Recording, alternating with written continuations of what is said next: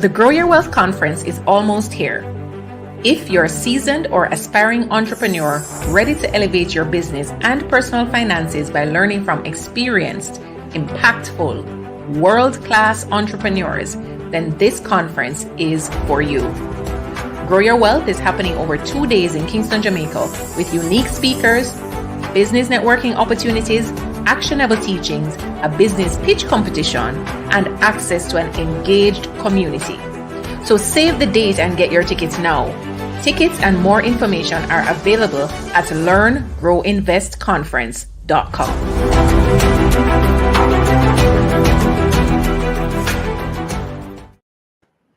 Welcome to day 3 of the Build Your Own Business, Start Your Own Business Challenge. And I am Renee McDonald, CEO of Learn, Grow, Invest, and your host for this evening. It is a known fact that many persons have a business in their heart or in their mind, just tucked away somewhere, waiting to be birthed, right? Waiting to come on the scene, and you want to be able to start that business and to do it well. So we started this challenge for those persons who are on the fence about whether they should start the business or not, the persons who are uncertain, the persons who want the clarity around it, and even those who may have already started the entrepreneurial journey but want to close some gaps, right? So as a quick recap, on day 1, we spoke with Stephen Stanbury about how to register your business, not just in Jamaica, but also in the US. And Stephen would have taken us step by step and also made himself available to you to help with registering your business in the US. Jermaine spoke about registering your business in Jamaica in that same video on day 1. So after the step of registering the business, what's next, right? So day 2, we spoke to Kevin McIntosh, who is a partner at Signature Creed and Associates, an accounting firm. And Kevin would have walked us through the accounting considerations when it is that we're starting a business. What do we need to put in place? How do we need to create the chart of accounts? When to enlist the accountant, what to enlist them to do, how to think about bookkeeping and what we should be doing on a day-to-day basis to ensure that our business is running smoothly and that we remain tax compliant, right? That's an important part of the journey as well.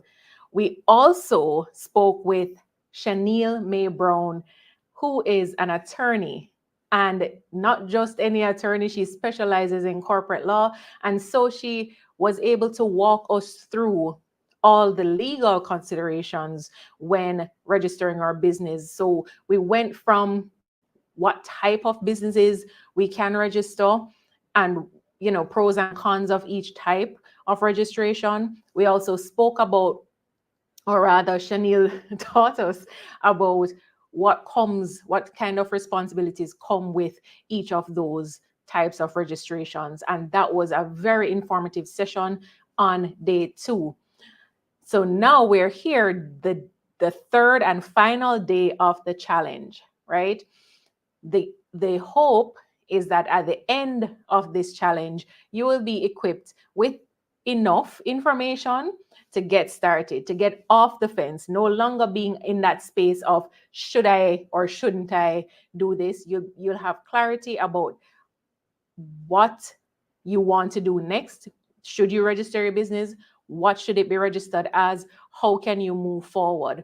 So now here at day 3, I have with me Carrie Lee Dixon, who is a creative visual designer, right? I told her that I was going to let her say that part, which she will, and Canva ambassador. And tonight she'll be talking to us about building your brand online. And it's such an important thing, especially now. It's a very important thing. And so I'm looking forward to what Carrie has to share with us tonight. And I'm looking forward to the questions that we will get from you in the comments. So please, as Carrie is going through, feel free to share your questions, your comments, your thoughts in the chat so that we can have a fulsome conversation at the end of Carrie's presentation. All right, so please join me now in welcoming to our platform, Carrie Lee Dixon. Hi, good evening, everyone. It's my pleasure to be here. Thank you, Renee, for this invitation. I'm glad to be here. It is my absolute pleasure to have you. You know, I'm always excited because I'm a Canva girl at heart. Right. Nowhere near your levels, right? Mhm. But I'm a Canva girl at heart, and I'm very excited about all the things that you've accomplished in that space as a Canva ambassador, and just Mhm. how you have actually been able to successfully brand and rebrand yourself. So I'm looking forward to what you will be sharing with us tonight and our conversation thereafter. Of So course. Thank you. I will hand over to you.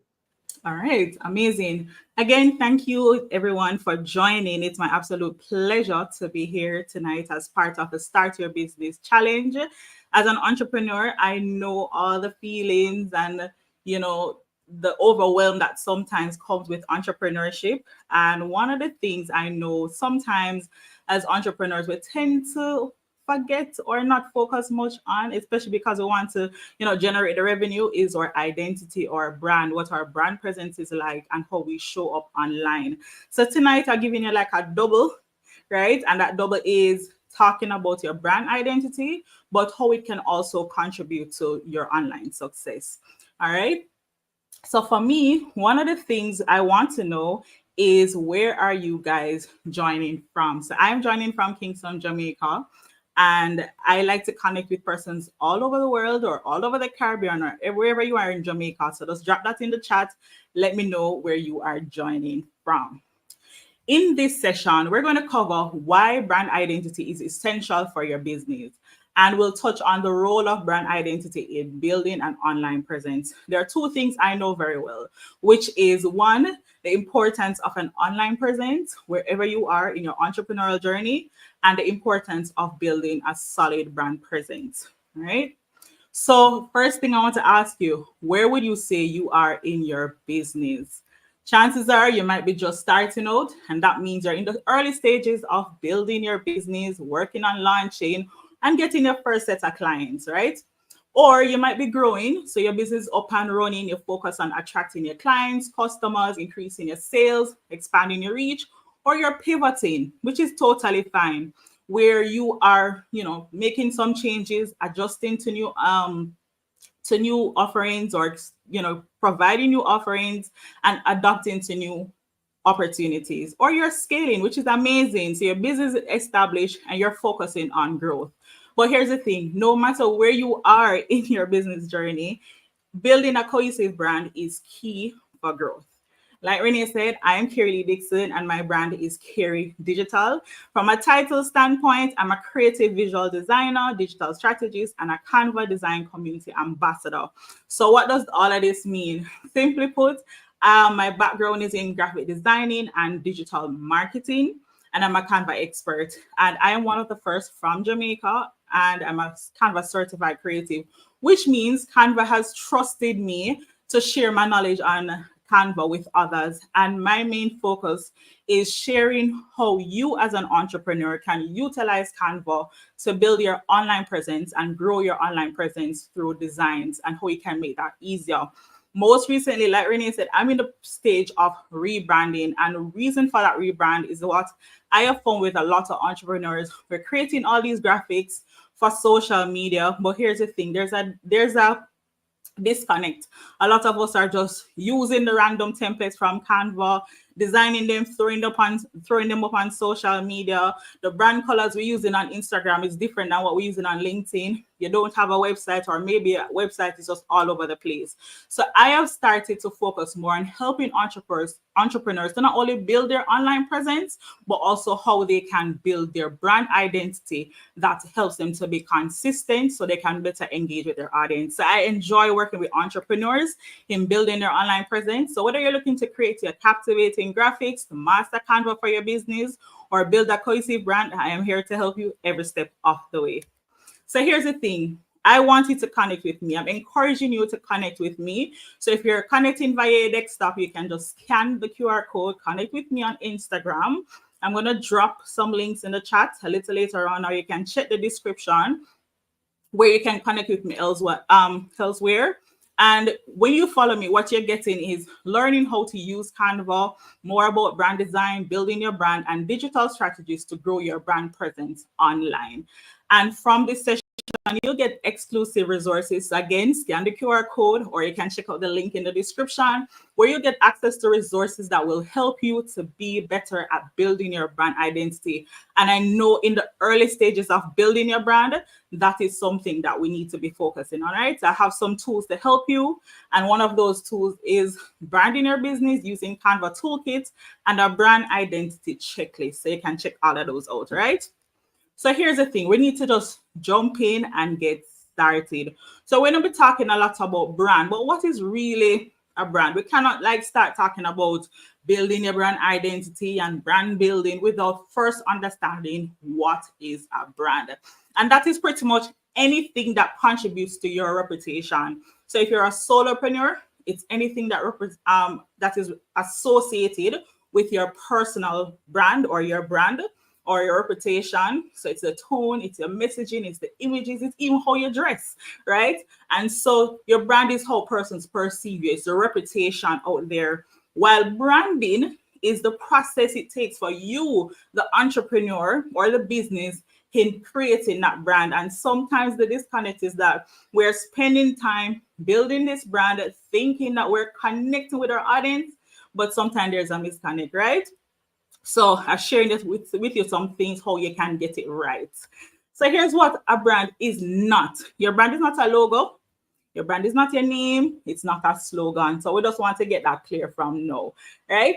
And having a strong brand image differentiates your business from the competition. So once you start establishing like a really positive impression among your audience, attracting leads and retaining existing customers will become easier over time. And I can attest to that, right? So one of the things I just want to debunk for you, right, is that building your brand is not an overnight thing. So I'm going to share just a bit of what you can do now. But remember, it's a long-term game. It's a long game, right?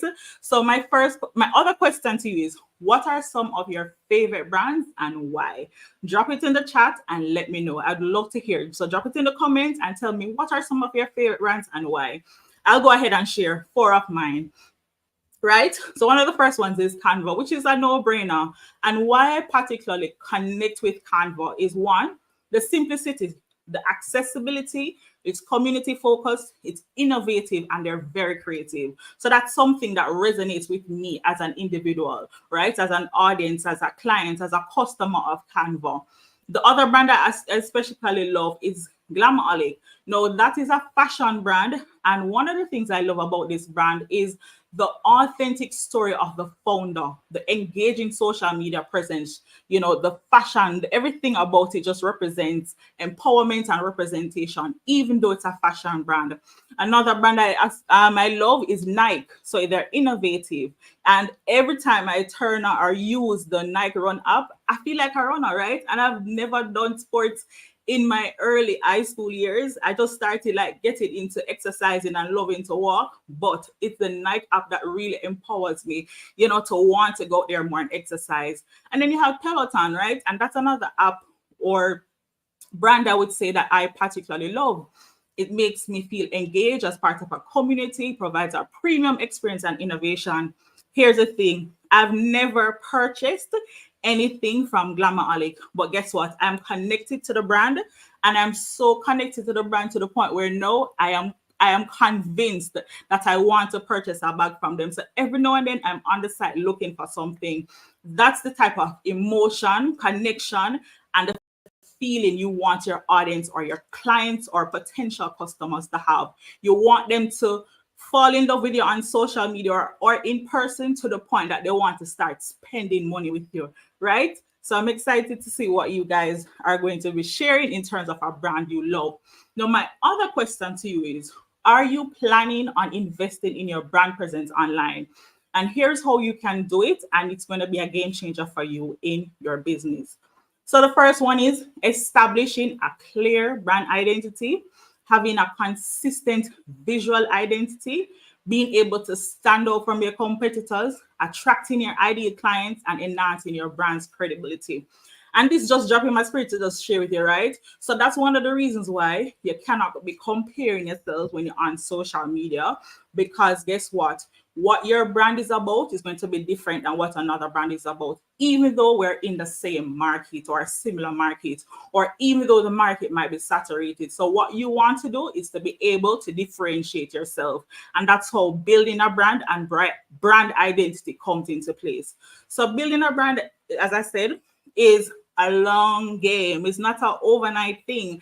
And so whether you're new to building a business or you're growing your business and you're thinking about rebranding, here's the thing you need to know. The process takes time, it takes money and lots of research. Now, branding and spending money with our brand strategies, it can be a costly thing, but there are ways you can get started and refine and grow and build over time. So I want to differentiate two things for you: building a brand and building a business. There are two different things, right? So here it is. When building a brand, we're thinking a lot about the operations. What do I need to do every day from a revenue generating standpoint to make some money, right? Or to bring profit, right? So that business can sustain itself, but from a building a brand standpoint, we're looking at identity. How are you showing up online? How are you showing up in person, right? And another thing is perception. I mentioned it earlier. How do persons perceive you as a brand? Then from building a business side, again, it's immediate goals. It's what you're doing now so you can generate the revenue, keep that business going, sustainable. While building a brand is long term. You put in the work now, and over time you start seeing the effect of building that brand and investing in your community. And another thing about building your brand is emotional. There's a lot of emotional connection. I talked about Canva earlier, and so many people talk about Canva, about the whole, they love it. And one of the things I hear a lot of persons talk about when they talk about Canva is what? Oh man, it's easy to use, it's accessible. There's so much things I can do when I use the free version of Canva, right? That's like an emotional thing. They feel so empowered to design. There's so many persons who I know use Canva. They've never designed a day in their life, but once I jump on Canva and start playing around, they feel like a pro. And I'm sure a lot of you can attest to this, right? So building a brand is a long game, like I said, and I can't stress that enough. But here's the thing, before I jump into all the essentials, a key thing to building your brand identity and why it's essential for your business is your target audience, or your ideal client. So when building your brand identity and growing your online presence and all these things, you have to have your target audience in mind.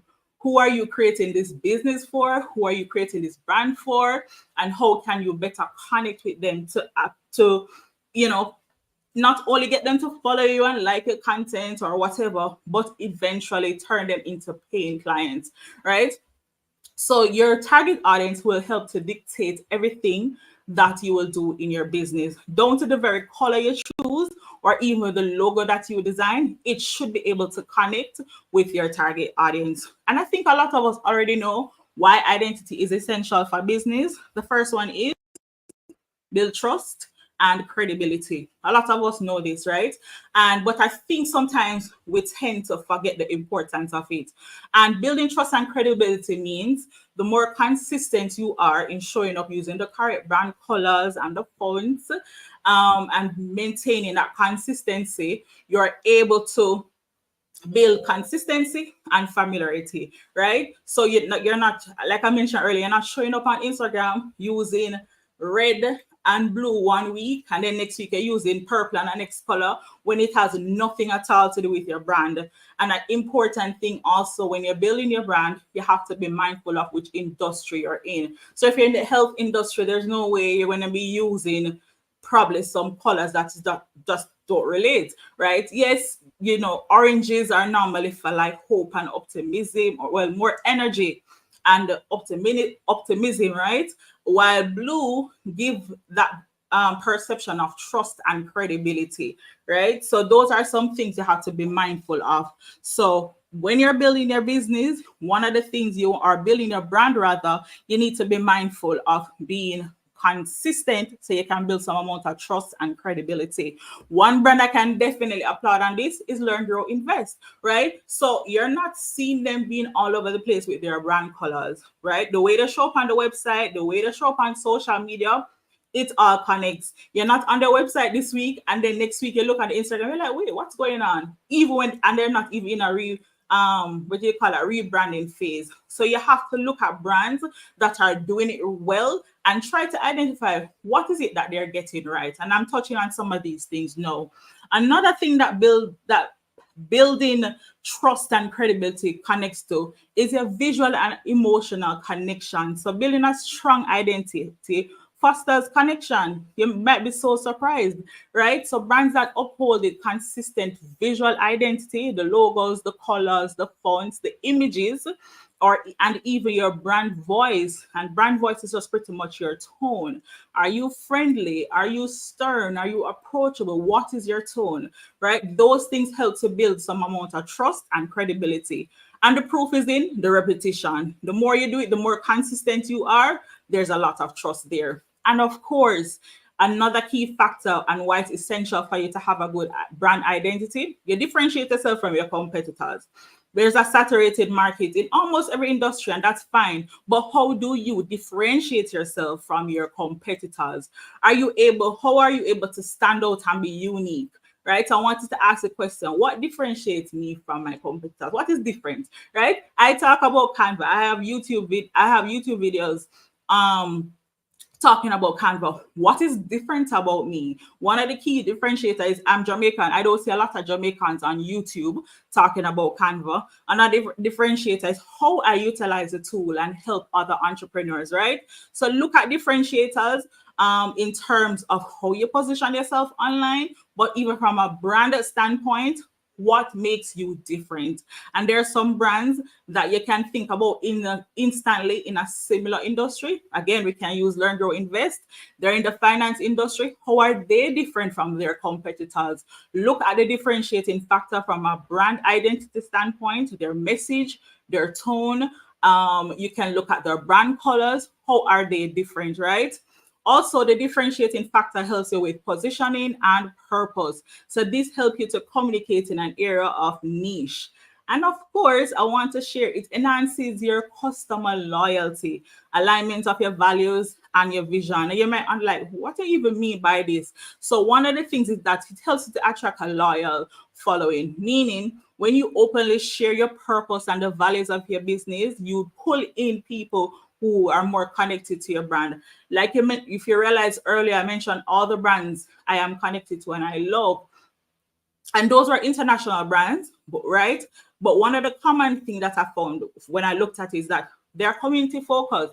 Two other brands I like locally, Bird's Auto, Learn, Grow, Invest. What are the similarities between them? Why I like them? One, the authentic founder story of Learn, Grow, Invest. That's what connected me to the brand, but also their educational mission and that they're community focused. While for Birds, what I love is how engaging they are. They're reliable. And I can trust that when I go there to get my parts, that they will have it, right? So there are some commonalities among these brands that I personally like. And if you look at all the brands you like as well, there also be some commonalities, right? So ask yourself this question: what kind of emotional connection you have created among your community or with your clients? So like I said, I'm touching on a few things here: establishing a clear brand identity, having a consistent visual identity, standing out from your competition, attracting your ideal clients, and enhancing your brand's credibility. And I think I've touched on this in a little just now, which is one, establish a clear brand identity. And how you do that is being very clear on who you are, what your business is about, what's the purpose, what's the mission behind your business, and most importantly, is to identify your target audience. If you've already started building your business and you feel like, I would want to make a little shift in terms of my brand, start talking to your customers. What do they like? What resonates with them, right? And you can start tweaking and making the changes as necessary. So I want to tell you one big mistake I was making when I was building my brand was, so one of the things, I love the color purple, right? And you're seeing purple here in my presentation. But there was one point I was splashing purple all over the place. No, it's not that purple doesn't resonate with my audience, because purple actually means like creativity, innovation, luxury, wealth, all these things. But I was just using it wrong. You can imagine someone who has graphic designing background was just doing it all wrong. And it happens, right? As entrepreneurs, we can make the mistakes, but we go back to the drawing board. And what I realized, I was just using different variations of purple, but it was overwhelming for my audience. It didn't resonate with my audience as much as I would like. So one of the things I had to learn, I had to remove myself from the process and started focusing more on my target audience, right? So be very clear on who your target audience is and think about the emotional connection or the emotions you want to evoke through your brand identity. And I just want to touch on a few things for you to help you to establish a clear brand identity. One, we're going to do some introspection, right? What are your core values? What does your business stand for? Example, for me, what does my business stand for? Growth, helping entrepreneurs, right? A big part of my brand is transformation and growth, as well as creativity. Another thing, who is your ideal audience? Please don't say everybody. Everybody can be an audience, right? You cannot be targeting everyone. For me, I will tell you I'm focusing on entrepreneurs. And if I want to drill it down some more, I will tell you women entrepreneurs. If I want to drill it down further, I will tell you women entrepreneurs who are service providers, right? And I can go as deep as possible. So you want to be very clear about who your audience is. And the best way to do this, think about that one person in mind who you want to connect with and who you want to be your paying customer. Create an avatar, or we'd call it a persona, for that target audience or that target client, and create a brand identity around that one person. So a good thing that I would share with you is that every time I'm on social media and I'm talking, I'm thinking about my one client in mind. Sure, I'll attract other persons who meet, who want my services, but I'm always thinking about that one client so that I can always make that connection, right? So I have that one client in mind, but there are other persons who will also connect with the message and the identity that I have built. So that's it. And then secondly, have a consistent visual identity. I mentioned that earlier. Recognition, being memorable, build the trust and credibility, clarity and focus. Once you have a consistent visual identity, it shows that, listen, man, you know what you're about, right? That means you have done the work and you have set up the systems to be more consistent. And I'm going to show you in a few how you can, have some level of consistent visual identity. So here's some elements of a consistent visual identity, right? One, color palette. Color palette is having a set of colors that represent your brand that you can use consistently across all channels. Remember, you're not using one color on Instagram and another color on your website, right? So think about all your brands. One of them here, Canva, another one here is Netflix. What thing you realize, the colors you see on Netflix for their platform, chances are they're creating a graphic, you're going to see some elements of the black and the red. For Canva, it's the same thing. If you go on the website, you're seeing these brand colors. If you go on social media, it's the same thing, right? Another element that can help you with the brand or just as part of your visual identity is the font that you use. I know a lot of us choose fonts that we personally like. Big no. Think about the font that, when your audience see it or they're reading it, they can understand what it is, right? Also, if you're using a script font, chances are you're probably like playful or fun or luxury, or or have some level of femininity to your brand. Another thing is your logo. That's a big part. One of the things I know a lot of entrepreneurs say when they're starting a business, oh yeah, man, I need a logo, right? But that's only one aspect of your visual identity. So I want to take a quick look at what this visual identity looks like for Canva. A matter of fact, I think I'll save it for the end when we're doing our question and answer, right? Another thing, as we mentioned, is stand out from your competition. And again, it doesn't mean you're being loud and flashy, but how can you create an identity that is memorable and offers something unique that others don't? It can be as simple as the images that you utilize or the icons you utilize for your brand. All right. So here's the thing. Like I said, in a saturated market, you can always distinguish yourself. So I give you two examples here. We have Fenty Beauty and we have the L.E.A.R.N. both are in the beauty industry, both sell lip gloss and lipstick and all these things.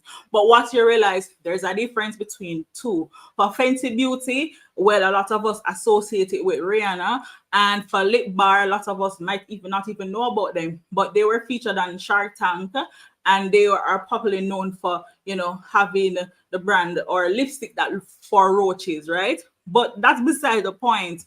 What differentiates them is how they position themselves online. I'm going to show you a quick Instagram screenshot shortly. Then you have MailChimp, which is an email list, right? Well, email marketing platform. And then you have Active Campaign. You see two different things, right? In terms of distinguishing the brand quickly, for MailChimp, you'll always see that monkey, right? So that represents quirky, playful illustrations. You see the bright yellow, right? Which give you some level of hope and optimism, and it's very memorable. And another thing that I wanted to point out for Fenty Beauty, it gives a personal style, edginess, versatility, and inclusivity that appeals to many, right? So if you can see my screen clearly, I've shown you I've shown you the screenshot of Instagram for Active Campaign, which is the email marketing platform, and MailChimp. When you go on these Instagram, what you'll realize, they are totally different in terms of their graphics.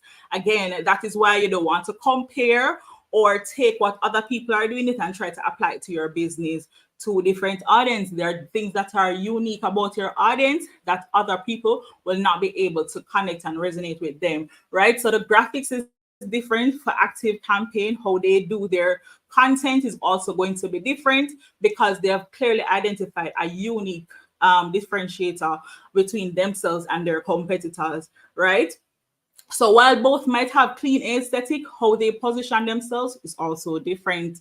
Again, for Fenty Beauty and Lip.Bar, while they are in the same industry, again, when it looks at the graphics and how their identity and the images and how they position themselves online, two totally different ways, right?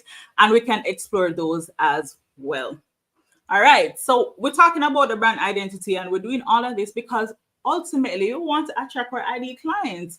And when you might realize I'm talking about this a lot, you don't want to copy people, right? Because what I've found is that when you start taking other people things or how they do things and apply to your business, you might attract the wrong clients, and we don't want that, right? So when you know your business, you know what you're about, you know who you're targeting, you building the identity helps you, right? So attracting the right clients helps you to streamline your process and even how you position yourself online. So for instance, if you want to attract, high impact, high paying clients, the way how your graphic will look totally different from someone who is targeting a lower ticket type of clients, right? So in terms of your graphics you use, if you're targeting a luxury or clients who love luxurious items or services, again, how you create those designs and the colors and stuff you use will be totally different. Again, define your ideal client profile. Again, think about your visual from a first impression. When somebody click on your Instagram page, what is the first impression you want them to have, right? Or if they come across your graphic or your content, what is the first impression you want them to have? Remember that. Be different from your competitors. Find that one unique thing, and what will help you is your target audience. So what's the role of brand identity builder in your online presence? Consistency across platform. Again, trust, credibility, all those things. It explains why you are different. Also, it improves brand recall, meaning when I look and see graphic from Learn, Grow, Invest versus a competitor, I can say, oh yeah, man, I remember what Learn, Grow, Invest is about. Once I see a graphic pop up on my Instagram from them, I know it's something that is going to educate me about finances. Sure, there are other people who do that, but I can differentiate what I'm going to get from them versus their competitors. It's the same for banks, it's the same for or health industry or dentist office or persons who are sharing Canva content or whichever industry you're in. Another thing is that it facilitates engagement, right? So it makes you more relatable. build some amount of authenticity for your brand, and it helps you to make that connection that you want. So here are some key things to help you to build your brand identity using Canva. I couldn't just jump on here and not show you how you can easily use these things or do these things in Canva. So I'm going to jump over to Canva. And one of the things you can do, let me just share my screen here. So I'm going to go on the home page. And a lot of you probably already know this, but what I want you to do is, if you don't have Canva, or if you have Canva, you need to start maximizing the use of it, right? And one of my favorite things that I use on Canva, or features, is the brand hub. This is where I can go and create my brand kit. And the brand kit is where I find I can create all my assets for my brand, right? I can go there and I can store all my logos. So let me just select one of these here. I can simply upload my logos, my color palettes for my brand. I can, store all my fonts. I can even go as far as creating a brand voice, as well as photos that are related to my brand, as well as graphics. And so every time I go in and start creating in Canva, here's what I go to my brand kit and I can start designing. All right. Another thing that I can do with the brand hub, I can create my brand templates. When I create my brand templates, it helps me to be more consistent. So once I've already done the work, right, in terms of defining which colors I'm using, what's different about my brand, and I go in and start creating my templates. Every time I need to jump into Canva and start designing, I just simply go, select my brand template, taking a little time to come up. But once I select my brand template, I can just say, use this brand template. Once I start using that brand template, I start putting in the information that I need. So those are some key things here that you can do using your brand hub, right? Another key thing here, this is not a tutorial, I just kind of giving an idea of some things you can do, right? Another key thing here, once you have started a new design, or maybe you see a template on Canva that you love, you can go back to your brand hub, right? Which is where you'll have all the colors, the fonts, and even your brand templates, as well as photos, right? So what you realize, it helps me to save a lot of time. I'm more efficient. So when I'm creating content for social media, this is where I'm going, right? So I can simply select my color palette, switch out the colors. So if you don't think you're good at designing, you can use this to help you to save a lot of time. There's another fun element. You can go to the design, right? Maybe you see a template design you like, you select that template design. I'm going to just select it here as a quick go. And I can just go to design and choose style. Again, I can swap it out using the color palette, right?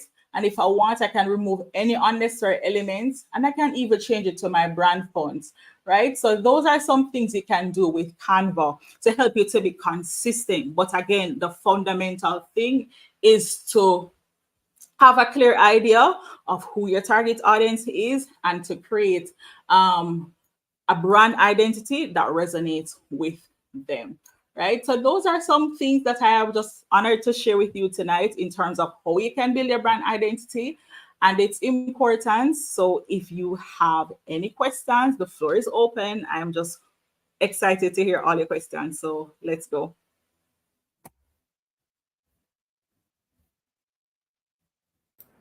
All right. Thank you so much for that, Carrie. Now, listen, I don't know about anybody else, but I have a few questions that I want to. Carrie, are you with us? Yes, Yes, sorry there we about go. that. That's Mhm. right. Yeah, so I have a few questions that I want to field. So Mhm. I am encouraging our attendees that if you have questions, please drop them in the comments, and we're going to take them and have the conversation here this evening. Mhm. Thank you so much, Carrie, for that comprehensive presentation. I think we had a mini masterclass just now in creating our brand identity. Mhm. and having a meaningful online presence. So the one of the questions that came up for me, you mentioned consistency across platforms, right? Now I've been hearing two schools of thought about that consistency. So I know for some of us, we are going to create that graphic once or create that video once and schedule that post to go across all the platforms all at once, right? I heard someone say recently that because during their social media time, they're checking all their platforms one after the other, and they're seeing the same posts from the same people across all platforms. It starts to become noise. How do we stay consistent across the platforms without it becoming that noise, without it being just okay posting the same thing on all platforms all the time? Okay. So one of the things that I have found that works, right? So you can, and here's the thing, guys. I am the queen at repurposing content. So you can create one content, right? For instance, I create my content on YouTube. And there's a formula you can come up with, guys, that can make your life easier. You can create your content on YouTube, which is long form content, and then chop up that YouTube video into shorts or reels. And you can put, or even TikTok videos, and post them on different platforms. But here's the thing.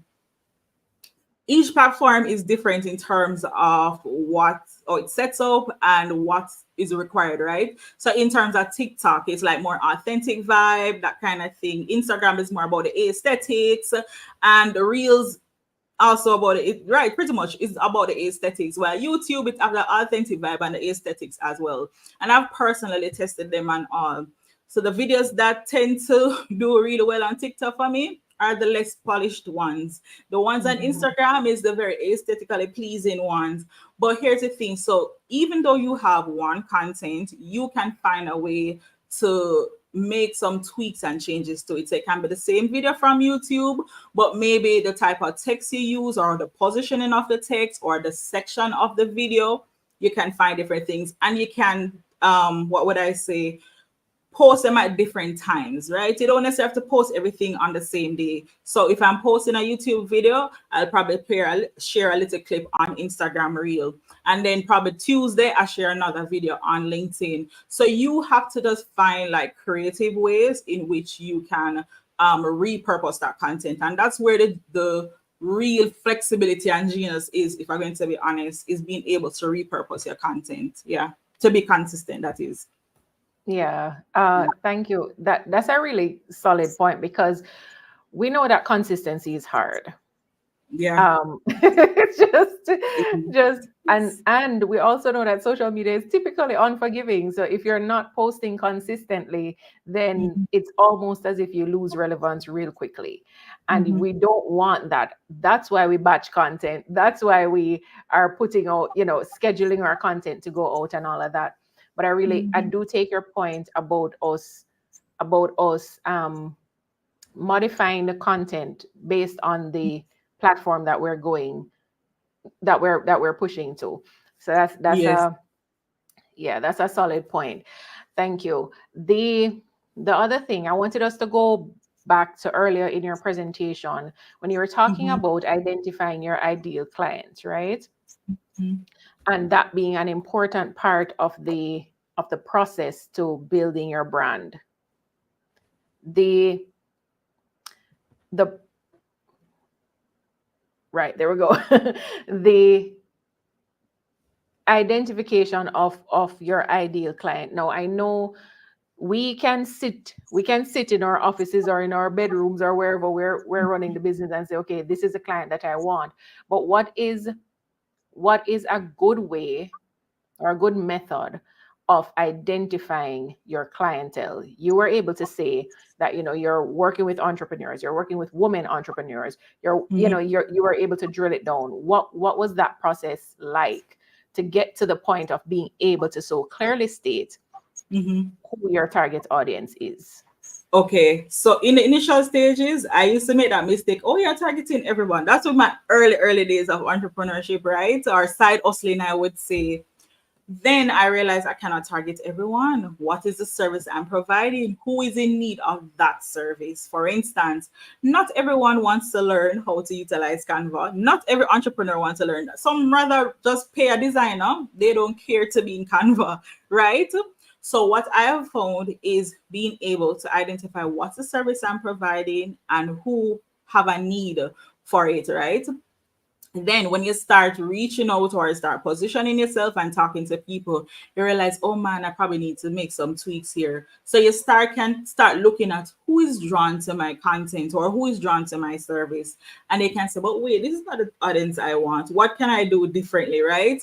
Another thing is to look at who is coming to you, what's the type of service they want. And if you can look at patterns. That's one of the things I started to do, was look at patterns. So Mm-hmm. yes, I had a lot of entrepreneurs coming to me. First, I was like, yeah, I want women entrepreneurs. Definitely, I can relate to them. I know the struggles. There are a lot of reasons why I choose women entrepreneurs.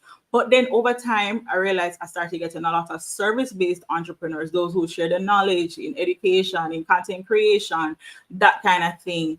But then I started also realizing what was different about them, what was their need that was so different from just the general service providers.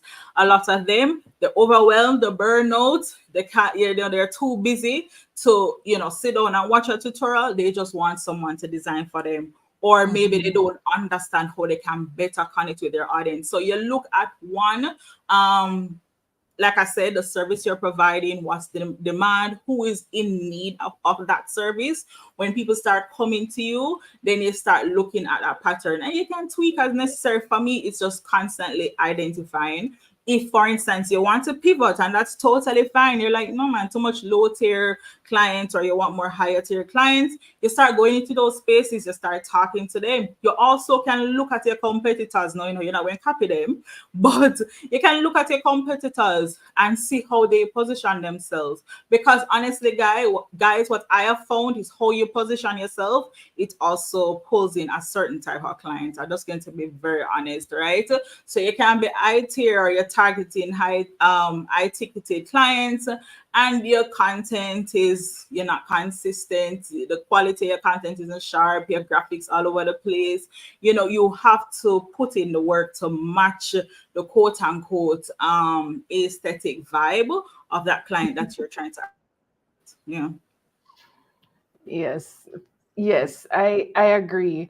And I Mhm. think you made a solid point that it's okay to pivot. Mhm. We're not going to get it right all the time. And Mhm.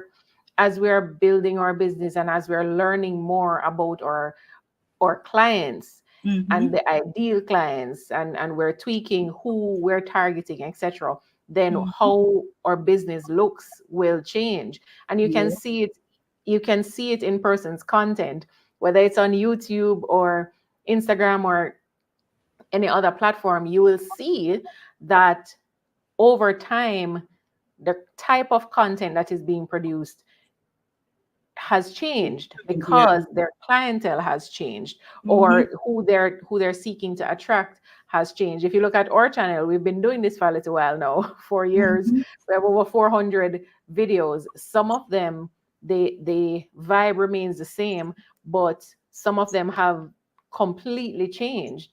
And so it's a reflection of how we have evolved as a business and as Mhm. a community. Yeah. So I think that part I don't want persons to miss. It is Mhm. okay for us to pivot. Yeah. Yeah. Another thing I want to point out is that, because even though I mentioned I am targeting service-based entrepreneurs who are women, what you'll also find is that you can have different, I don't want to call it tiers, but different segments or profiles rather of those same entrepreneurs, and you can serve them. So here's an example, right? So I am on YouTube, but that's my main platform for sharing my content, sharing my knowledge, right? Because honestly, Canva is the content that works for me on YouTube, right? What I found is that sometimes the audience that you are targeting might not be on that platform. right? So on Mhm. YouTube, I find that, a lot of persons who might watch, they are DIY entrepreneurs. I welcome DIY entrepreneurs, but at the same time, I have to get to understand them. Are they going to pay for my services? And if they're going to pay for services, which service would they pay for, and how much are they willing to pay for it? So now I have to start getting to the psychology of my audience on YouTube. And it's not that I'm going to ignore them or not provide any service to them or whatever, and just, make a Mhm. total switch. I can serve them. But then I also realize I have another tier of clients, right? Who might be decision makers or managers who might want something different. Maybe they want training for their team for Canva. So they're not going to sit down and watch the tutorials, but they will want Canva training for their team, right? And where would that audience be? Quite possibly not on YouTube. Maybe they'll be on LinkedIn. So that's why like repurposing your content is important, because all right, I take that YouTube content, I find a way to put it on LinkedIn or share what I was doing. And then persons who are decision makers or managers or whoever want that service, then they can say, oh, I see what you're doing. Let me go on YouTube and see what the quality of your work is like. So I call it like having an ecosystem of where you create that content and having that whole thing. So it's a whole system for me over here. And it has to be because all the platforms are important for different reasons. Yeah. We often refer to YouTube as being our portfolio. So Mhm. when we have a client who wants to understand what do we do, then we have a playlist we can send you. We can show Mhm. you that playlist, all the work that we've done before. That catalog is there Yeah. and ready for you to see. It is our proof. Yes. It it's the evidence of the work that we do, the quality of work that we do. So which is different from an Instagram or a LinkedIn presence. Mhm. So the different platforms have different people on them. And as you Yes. said, different tiers or categories of clients. So I Yes. fully agree and understand. I do want you to share a little bit more of your rebranding journey. But before I Mhm. go there and ask that, Limitless asked two questions that I want to Sure. acknowledge. The first one being, do you have any tips on getting to 1,000 subscribers on YouTube? If I have anything, I'm I sure think that one is for you.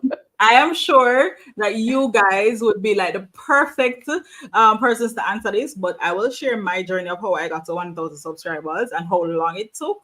So, first of all, when I started out on YouTube, the number one reason why I decided to start sharing my knowledge on YouTube was I wanted to be more confident on camera and to share my knowledge. That was it.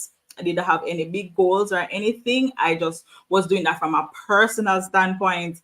And because I was always just sharing my Canva knowledge, like one on one with friends, I was like, you know what, let's do this YouTube thing. Let's get more confidence on camera. One of the things that worked for me, well, one of the things that didn't work for me was I was not consistent in the beginning stages. I wasn't very consistent, like 1 minute of posting, and that came with just different reasons, right? But when I started to get more consistent, but more importantly, understanding what my audience wanted, I realized a difference, right? So I am still in the process of learning how to be better at YouTube and share my content. But guys, it was a 4 year journey for me. I just got 1,000 subscribers the other day, and I recently shared the lessons to it. And the number one thing for me is that you just have to be consistent. And I know you guys can talk about that. Like being consistent helps. Like the algorithm loves consistency. Every social media platform loves it.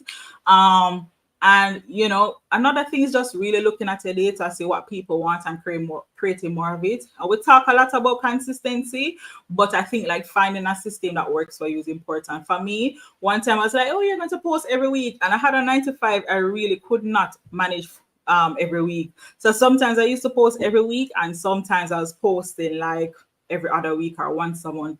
Very inconsistent in YouTube's eyes, right? As well as to my audience.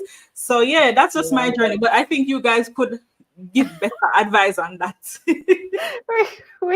I can share a bit as well, but what I can say is that this is not our first channel. It's not our only channel, right? We also have, and I say Mhm. have because in faith we will record Mhm. more videos. We do have a couples channel as well, Okay. and that one we went through a lot of trial and error.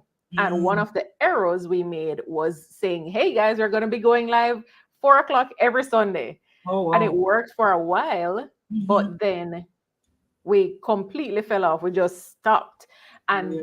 that impacted the growth of the channel because people had become accustomed to the Sundays at 4, and they were coming Mhm. on and they were engaging, and it was great. They were watching the videos when we posted them and everything. But then we stopped because we Stop. couldn't manage it anymore. We had changes in our lives that could not facilitate it. Um, but the consistency doesn't necessarily mean I'm going to be here every Sunday at 4 o'clock or every Tuesday at 5 o'clock. The consistency is we've seen channels that post once per month or once every 2 weeks, but Mhm. what they're producing is quality. It goes Yes. back to what does your audience want or what does your audience need, and based on the space that we're in, Limitless, because Limitless does financial content as well, Mhm. right? So based on the space that we're in, it's very dynamic. It changes a lot.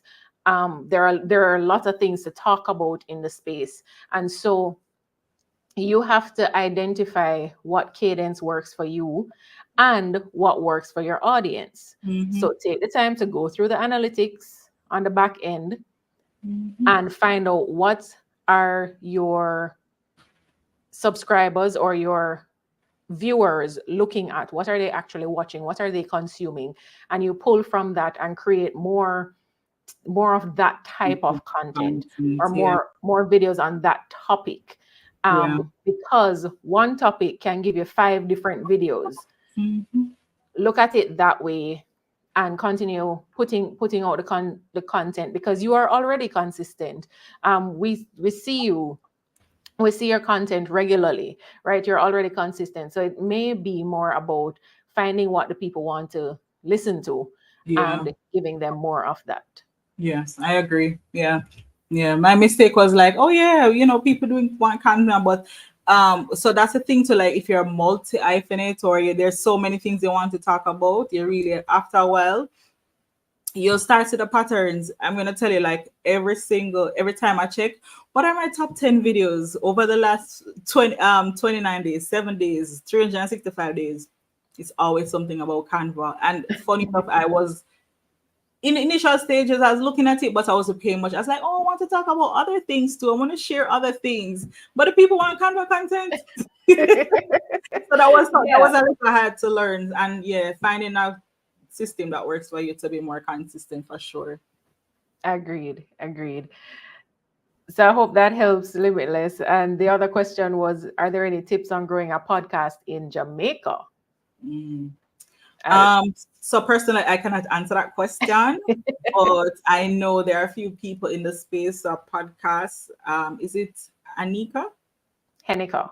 Enika, I know she Yeah. has a podcast. So yeah.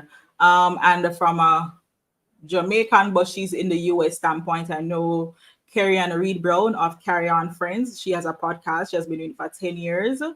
She's also a good source, so you can check her out and answer all the questions. I cannot speak about podcasts, but my hope is to have a podcast one of these days. I think you do well with that. Yes. So I agree. Henika Watkis Porter is the podcast queen. She's the person to talk to about that.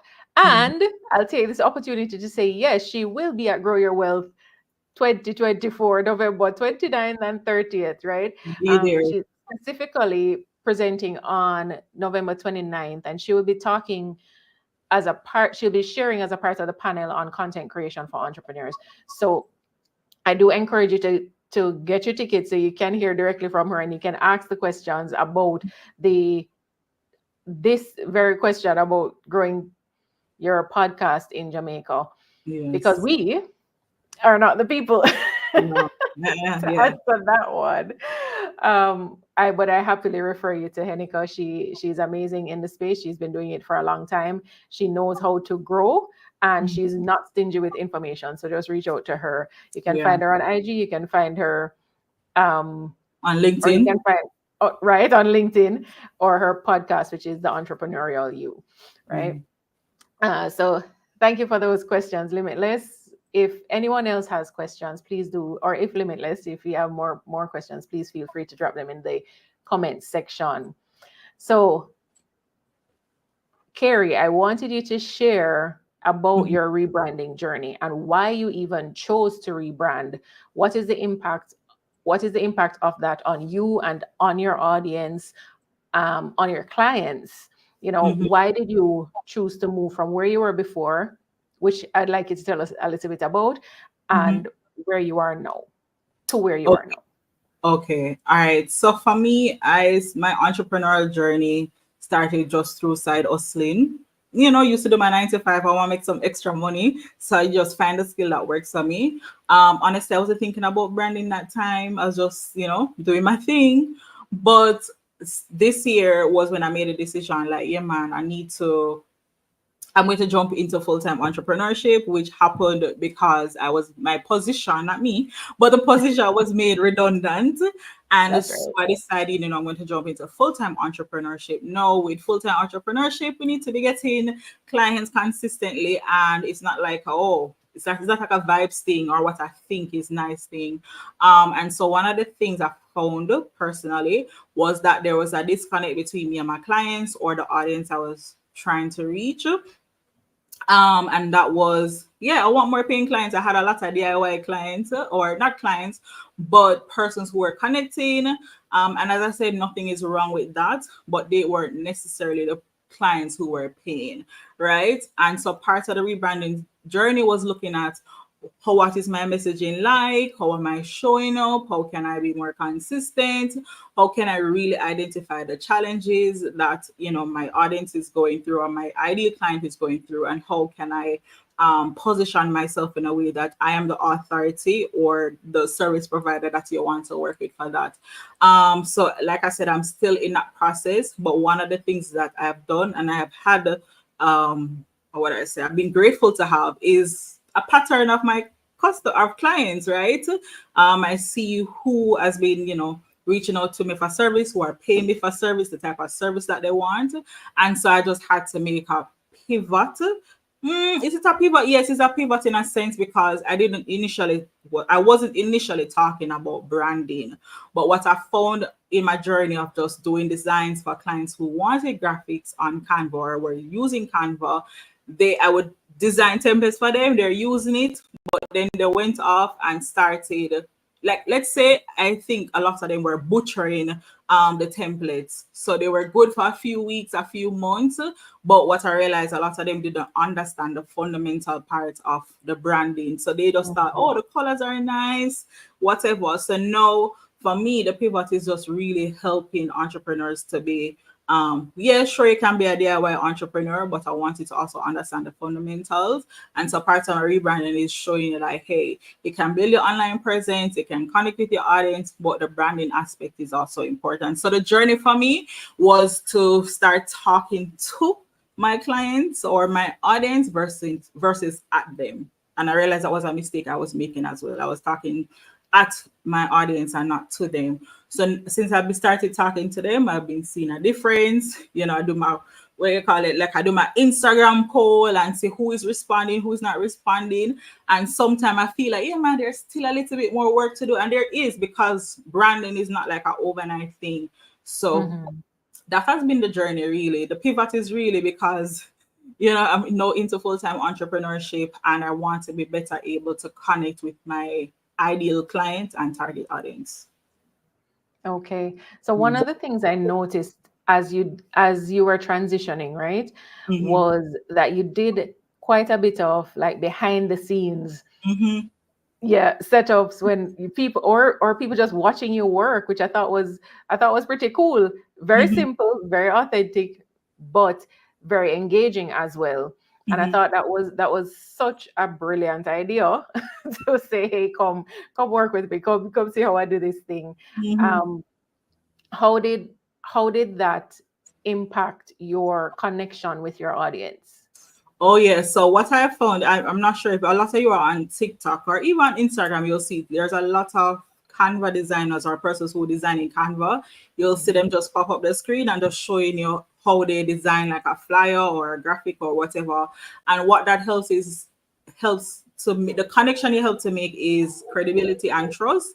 Like them say, oh yeah, man, you can do your thing. That means I can pay you to do for me as well, right?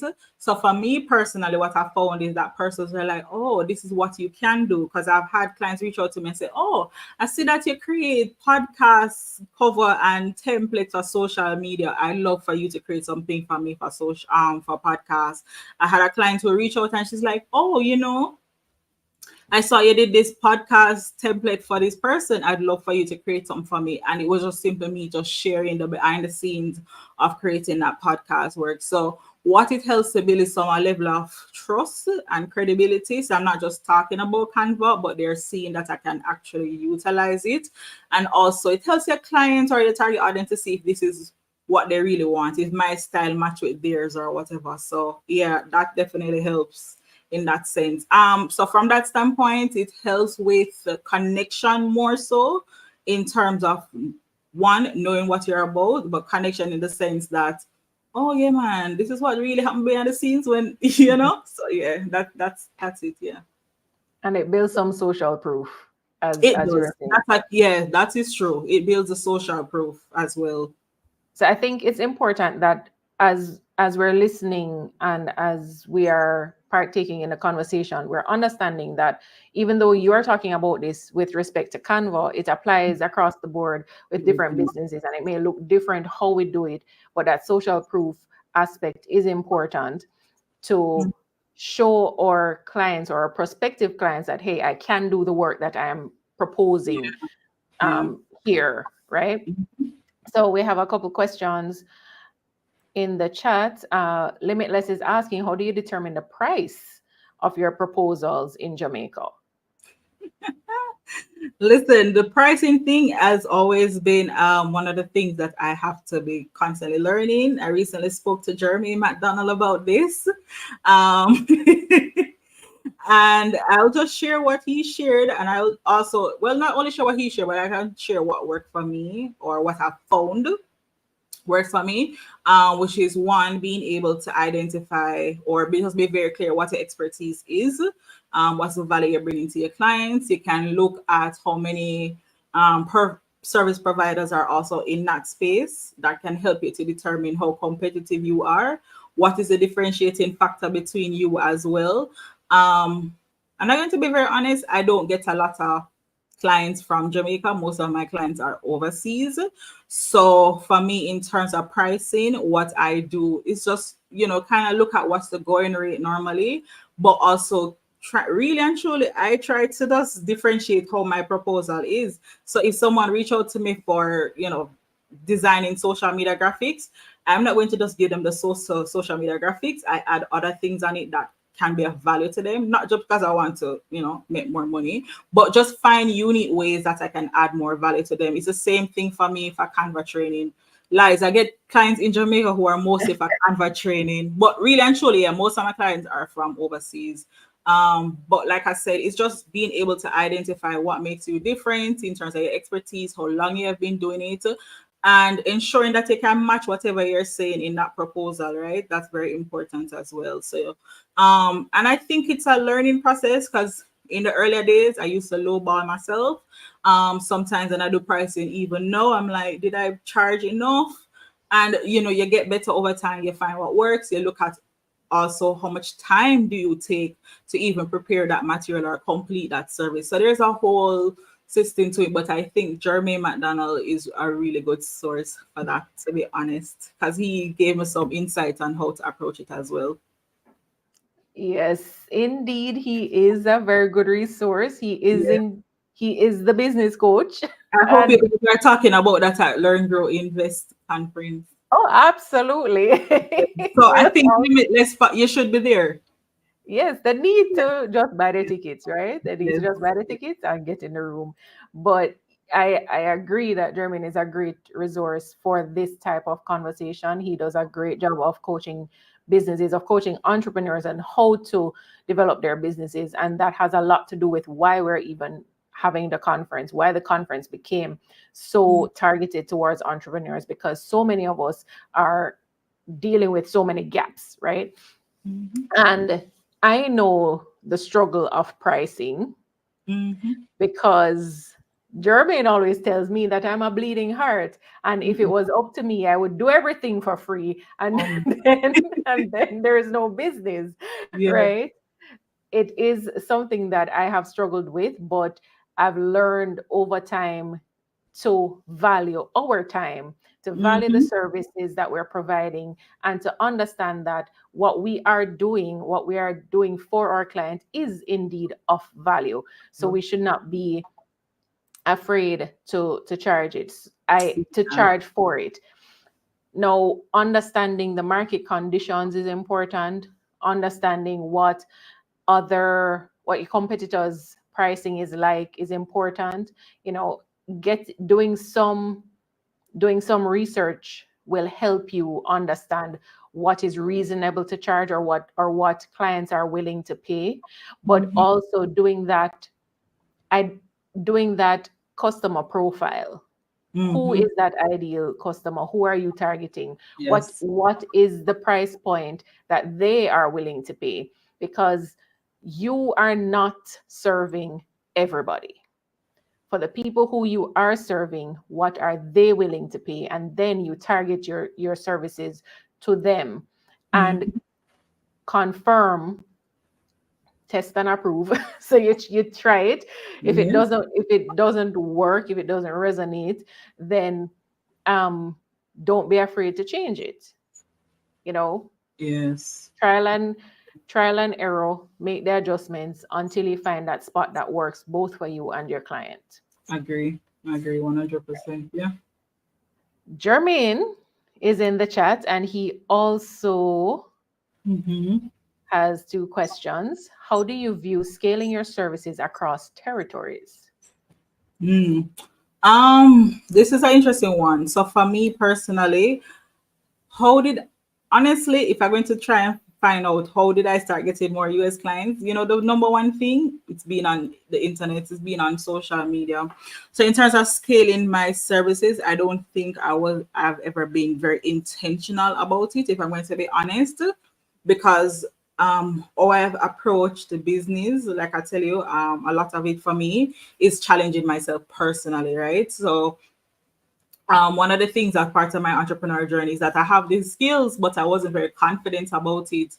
And over the years, like getting more confidence and realizing that people always want me to do things for them, and I used to do it for free. So, I start positioning myself online, and people would see the work that I would do through other brands. Like, for instance, I have this brand that I started back in the early stages of my internship when I just leave university.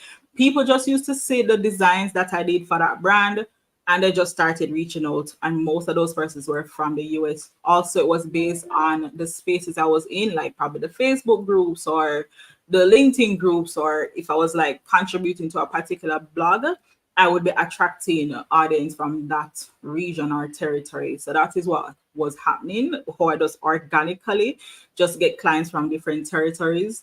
Also, I used to be on Fiverr and Upwork. Those were ways I was just getting services. So it's just positioning myself online. Honestly, I have not like pinpoint, oh, I want clients from the US or I want clients from Jamaica. But if you want to, you can intentionally do stuff like that. Like, again, show up in the spaces where your target audience is, right? It's the connection, it's the network. How I've gotten a lot of Canva trainings, I'm going to be very honest, it's through referrals. People see my work, people know what I talk about, they have watched my tutorials, and they just think I'm a great fit to, do the Canva trainings, and they reach out to me, right? They have referred persons to me, I would say. So one of the things, like I said, with building an online presence is just positioning yourself however you want persons to whatever service you want people to pay you for, you just position yourself online in the spaces. So you have to be very intentional and strategic about it. For me, as I said, I don't think I've been very intentional, or maybe I have, but yeah, that's what has been working for me. What I'm trying to get more like US paid clients and more organizations to get Canva training. So I have some work to do in that sense to be more intentional. Okay, sounds good. And it sounds like you were intentional. You may Yeah, just not yeah, have thinking seen about it, it. right? That's what I did. I was intentional, but yeah. Yeah, you were intentional. It's just that it didn't feel like work. Yeah. So Yeah. Nagash is saying that it's very true. We can't have one price that matches everyone's pocket. That was about the pricing conversation before. Mhm. I agree. There are clients or potential clients who will say that they can't afford what you're charging, and you have to be okay with that. You have to be Mhm. okay knowing Good. that you will not get every single opportunity that comes your way, because it goes back to valuing your own time, valuing the service that you're providing. Sometimes, sometimes clients will want to pay you bag juice money and expect a champagne output, right? Yeah. And Yeah. it's not fair to you. So you have to know what is fair value and what that exchange looks like. Mhm. Sometimes it's difficult because we get very emotionally involved, like, okay, i don't want to I don't want to overwhelm this person with a price that's too high, but also which is fine and fair. That's a part of being fair, right? You don't Mhm. want to make the price too high, too exorbitant. You don't want to be greedy, but at the same time, you don't want to undervalue your expertise, your time, because you would have had to put in some work to Yes. get to where you are, to develop these expertise, to be able to know, package them and provide them to someone else. Agree. So it's a balance, not an easy one, but it takes time for you to tweak it and find what people are actually willing to pay you. True. Yeah. You have to be willing And to from clients or potential clients, as you say. yes, exactly. Oh, sorry. The next question from Jermaine is, do you have any advice for a new entrepreneur who is also working a 9 to 5? I do. All right. So for me, I can just share what worked for me, and I think what can work for you as well. The key thing I realized, time management, top. That's the number one thing, right? So one, if you want to, so we can take this from so many different angles. If you want to know what to do as a service, or what you should provide, I listen how I did it. So what I did was to identify what was the one thing that persons are always asking me to do, and I would do them for free, no stress, no pressure, right? That for me was always graphic designing, right? And funny enough, there's another thing people always asking me to do, but I just don't provide a service for it. And I don't think I need to right now, at least. I keep helping them for free in that sense, or, but look at what people want in terms of what people compliment you on, what they think you're great at. Also look at the need and the demand, or even look at what you're doing now in your job, as long as there's no competitive clause where you can't, operate in the same field. But look at what you are doing now in your business, at work, sorry, that you can serve to others, right? Maybe not the same thing that you're doing at work, but like a gap. Identify the gaps. That's a good way to put it. Identify the gaps and serve in that way.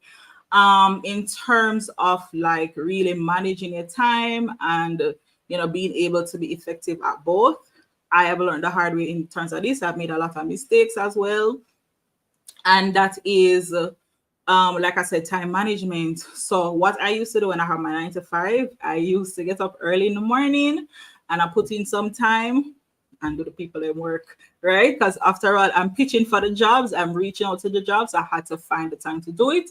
So I did my work early in the mornings. That's my peak hours. And then I would, after work, I would put in some more work. You have to also be mindful of what your schedule is like at work. So for me, I was working in marketing or just very high demanding jobs, which means during Christmas time, this I'm going to be very busy at work. So I have to know what kind of jobs I was taking on, and just be realistic about how much I could do within a particular time frame, how long would it take. And it's okay to say no, or it's okay to just refer that client to someone else who you know can do it, right? So you can build a network of similar service providers. That's how you guys need to do a topic on that. Just We saying, like, actually did that last year. yeah, building a network of other service providers. That's a whole thing. But yeah, time management, being able to just know what your routine is like, identifying what times work best for you in terms of when you can get up and do the work. If you're a morning person, you just get up earlier before you get ready for work. If you're an evening person, you can burn the midnight oil and do some work. In my 20s, I used to stay up very late, 1 o'clock those times, just doing work, right? Building my portfolio. So time management is very important. I think that's the best tip I can give anyone who is working a 9 to 5. Just look at your schedule, see what works. If you make weekends your best friend, right? It's okay to also tell your friends, I can't go this weekend. I'm working on some client projects or something, right? So identify the times that work for you, the days that work best for you, and look at your schedule. So yeah, I'm putting the work.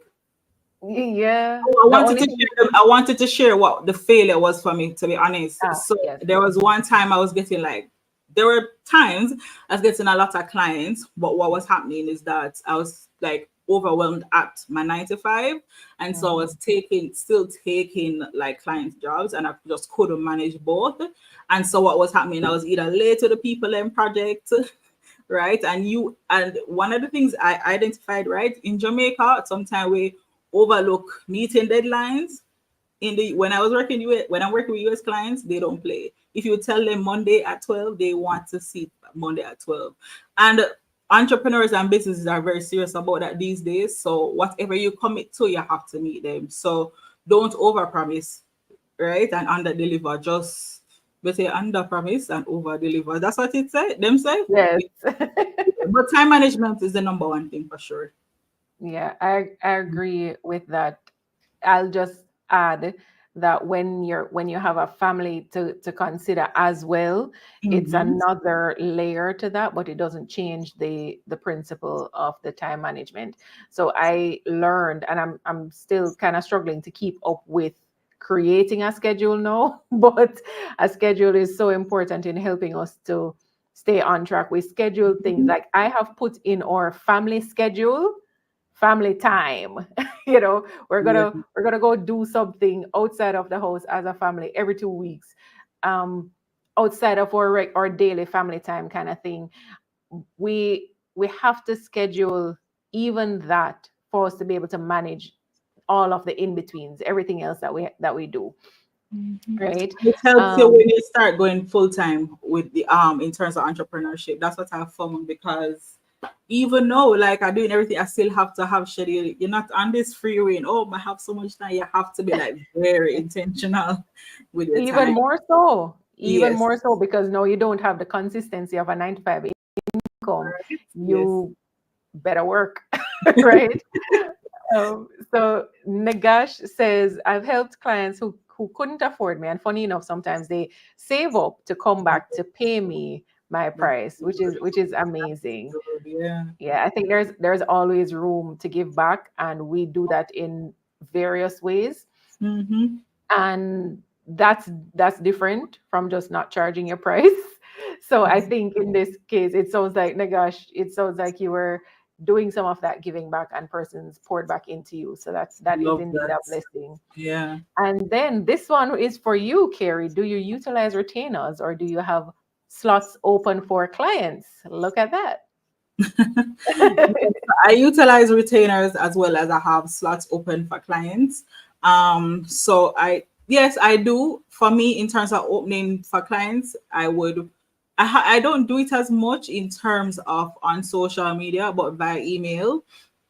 I will let clients know like, hey, I have slots open, and I tell them for which services and how many clients I can onboard for a particular month. That's important. And for retainers, normally I would look at probably what's the gap my clients have. So maybe they come to me for one thing, and I realize, okay, there's a gap, and I just position myself to give them retainers. So yeah. Okay, great. So, on that note, I'm going to ask you to just share with our audience how they can find you if it is that they do want to work with you. Where do they find you? Where do they find your content, your proof, that we spoke about earlier? And what are the services that you have to offer? Okay, so in terms of services that I offer, all right. So the first thing is one for this evening, like I just shared, like two main services. So if you want to work for brand design, meaning if you want graphics for social media to Black Friday is coming up. A lot of us are already thinking about 2025, which is amazing. One of the things I'm doing is providing services in brand design for social media designs, as well as if you want brand identity refresher. What that looks like is I come up with looking at what your existing brand looks like, look at the gaps, look at what you can improve in terms of color palette, fonts, and then I build out templates or graphics for you based on whichever industry you're on, right? And I also provide a strategic call. So if you're interested in that type of service, you can scan this QR code or you can check out. I'm going to drop the link here for you guys. You can just book a discovery call and you can share with me what you're interested in doing in terms of from a brand standpoint, the other service I'm providing. So, like I said, I enjoy sharing my knowledge. So while I design, I enjoy. I realize this is a passion for me now. Share my knowledge in terms of how you can design using Canva. So I host from time to time Canva masterclass, and my classes are normally up to 10. I like to keep my classes intimate, but if, for instance, that's not for you and you want a one-on-one personalized session, maybe you use Canva, you're struggling with Canva, you have Canva Pro, but you're not using it and you want to maximize it some more, I offer one-on-one design sessions. So it can be just me and you, or it can be as small as a group for three. So if it's three of your friends, three work colleagues, whoever you have as that three, I provide like Canva design, and this is getting personalized feedback. I walk you through how to do things in terms of Canva and how you can effectively utilize the tool. Like I said, a lot of entrepreneurs might not have the resources to hire a designer to do all the graphics unless they're hosting like a big conference and I know that listen man, I can't do everything. But yes, so I like I said, I know my clients, right? I said I have different tiers that are segments or profiles of clients. So this is one service that I've been providing to entrepreneurs who want that one-on-one personalized kind of service. And then I also do Canva training for teams. So if you have an organization or you have a team or community that you want to get training on Canva for video, if you want to learn how to do videos in Canva, if you want to learn how to utilize Canva for creating graphics for social media or just content for social media, those are some of the things that I cover in my sessions. For my sessions that I've done to date, I've done Canva for building an online presence, and that's like a week-long training that, or over several weekends training. So whichever topic you have, whatever need you have in terms of Canva, wanting to learn how to better utilize it, that's something I do for teams as well. But definitely those are the two services that I'm really pushing tonight, which is the Canva design services, which is sessions, sorry, as well as the brand design, right? So you can scan the QR code. I've dropped the link in the chat for you to book a discovery call. And for those of you who are also on this call, I have mentioned that you can connect with me on Instagram. And that's a way how we can just get connected. You can chat me up in the chat, as well as if you want access to the resources from tonight's session in terms of branding and how you can get better at branding, I have some really good content that can help you as well. But definitely thank you guys for, your interest in working with me. Absolutely wonderful. Mm. Thank you again, Carrie. And I hope that persons are already utilizing the link. Now, usually we don't ask persons to come off our stream. We're like, oh, don't, wait until afterwards and click the link. But no, guys, please go ahead. Click the link, schedule your discovery call with Carrie before the slots are all filled up, right? And we Yes. will indeed add that to the description of the video so that if you're watching this on the replay, you'll be able to access that link as well. Mm-hmm. Now, I'm going I to just also added some share, links in the chat. right.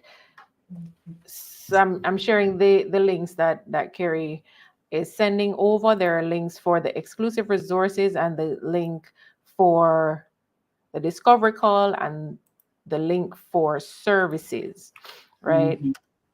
So you have what you need right there in the chat to get in touch with Carrie, and she's also accessible on Instagram. Again, Carrie, thank you so much for the time. Thank you for the insight that you've shared, and even taking the time to go over to Canva and give us a little, look and Right? feel. And I certainly appreciated that, because the brand hub would have come in at a point where I was kind of worn out. I was like, I can't take it anymore. And you're very right in that Canva is very innovative. So they're Mhm. always having drops and they always have stuff coming out. And I felt like I couldn't keep up.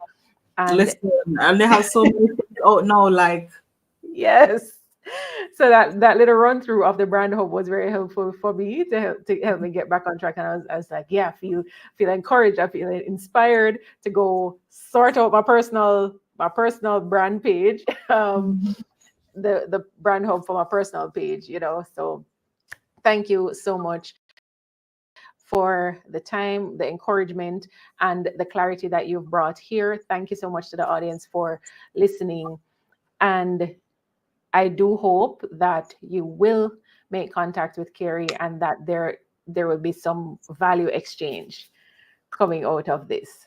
All All right. right. Thank you So guys for having me. It was a pleasure. thank you.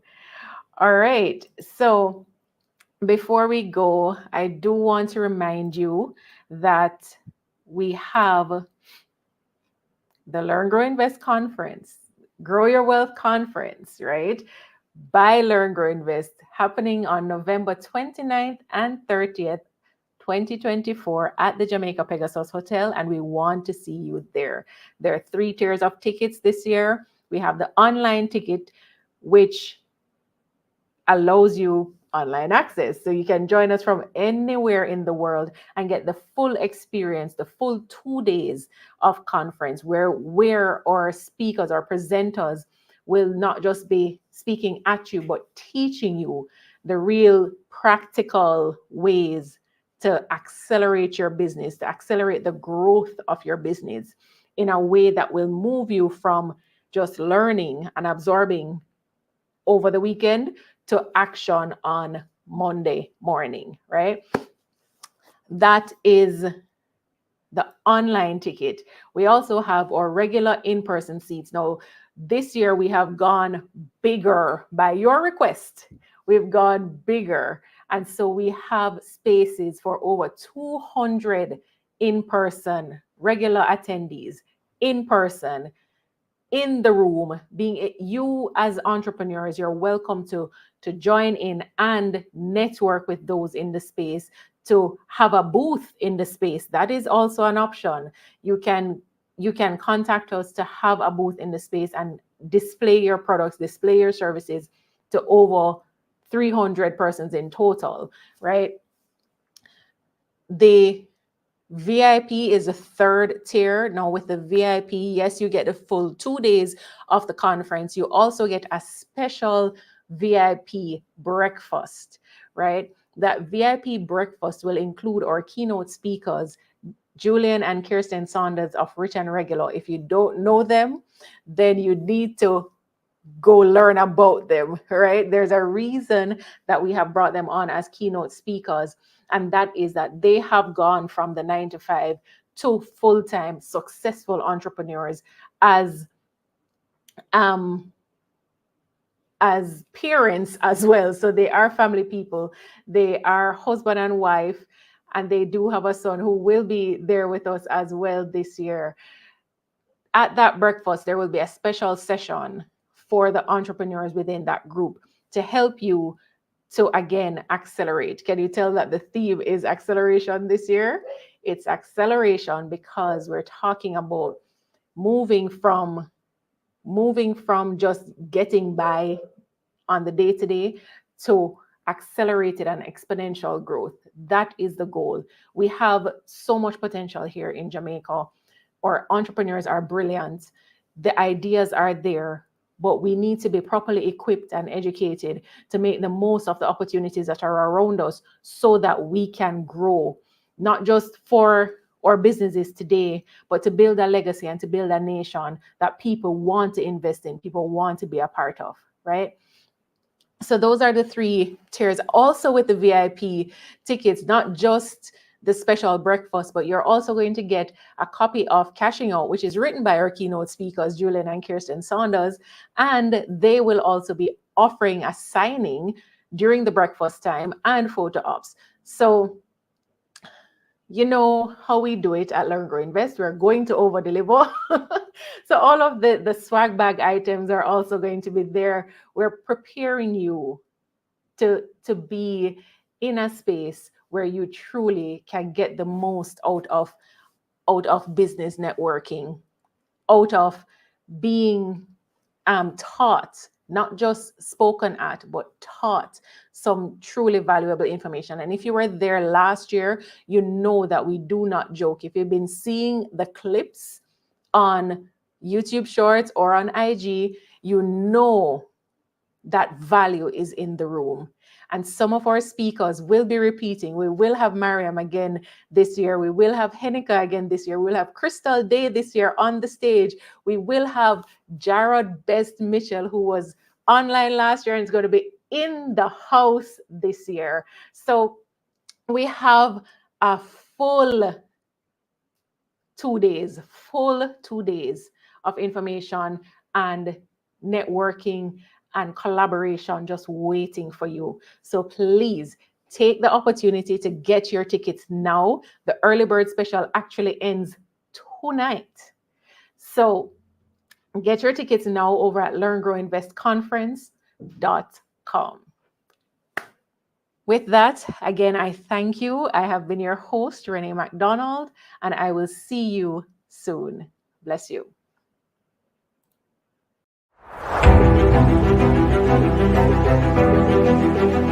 The Grow Your Wealth Conference is almost here. If you're a seasoned or aspiring entrepreneur ready to elevate your business and personal finances by learning from experienced, impactful, world-class entrepreneurs, then this conference is for you.